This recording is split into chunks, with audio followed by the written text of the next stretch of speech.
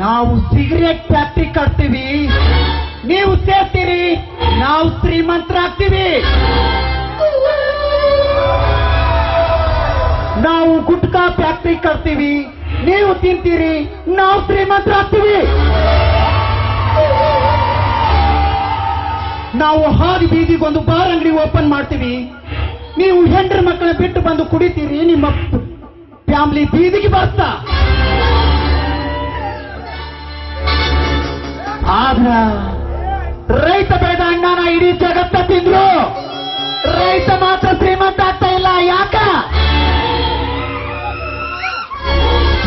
ಇದರ ಬಗ್ಗೆ ಯಾರಾದ್ರೂ ವಿಚಾರ ಮಾಡಿರೇನ? ಮಾಡಂಗಿಲ್ರಿ. ಮಾಡೋದಕ್ಕೂ ನಮ್ಮಂತ ಕಳ್ಳದನಿಕರು ಬಿಡಂಗಿಲ್ರಿ. ಮಾಡೋದಕ್ಕೆ ಈ ಕಾಳಿಂಗ ಚಾನ್ಸ್ ಇಲ್ಲ.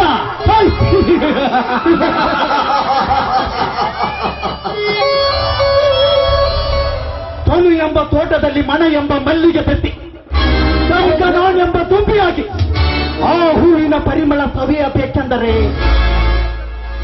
ನನ್ನ ಕೈ ತಪ್ಪಿ ಆ ರಾಮಲಿಂಗನ ಕೈ ಸೇರಿದಳಲ್ಲ ಶಾಂತ. ಎಂತ ಚುಲುವಿನ ಚುಲುವಿಯೇ ನೀನು. ನೀ ನಡೆಯುವ ಹೆಜ್ಜೆಯ ಸಪ್ಪಳಕ್ಕೆ ಲಜ್ಜೆಯಾಗಿ ನನ್ನ ಮೈಮನವೇ ಮರೆತು ಹುಚ್ಚನಾಗಿ ಹೋಗಿದ್ದೇನೆ ನಿನ್ನ ರೂಪದಲ್ಲಿ ಮುಳುಗಿ. ಶಾಂತ,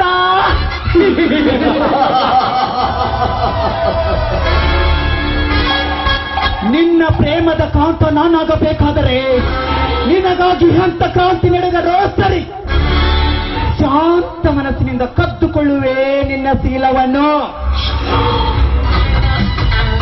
ನೀನೆಂತ ಗರಪಿ ಗಂಗವ್ವನ ಮಗಳೆಂದು ಬಿಂಬಿಸಿದರು, ನಿನ್ನ ಚುಂಬಿಸುವ ಸಾಮರ್ಥ್ಯ ಈ ಕಾಳಿಂಗನಿಗಿದೆ. ಯಾಕೆಂದರೆ ಆ ಸಿದ್ದನ ಗೌಡನಿಂದ ಕತ್ತು ಹೋಗುತ್ತಿರುವ ನಿನ್ನ ತಂದೆಯ ಕೆಲ ಆಸ್ತಿಯನ್ನು ಅವನ ಕೈ ಸೇರಿಸಿದವನು ನಾನು.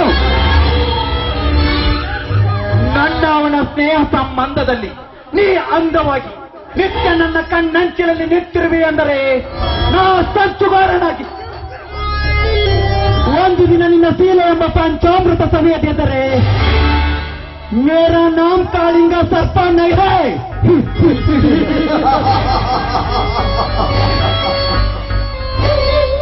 दिन में सूर्य देव आता है,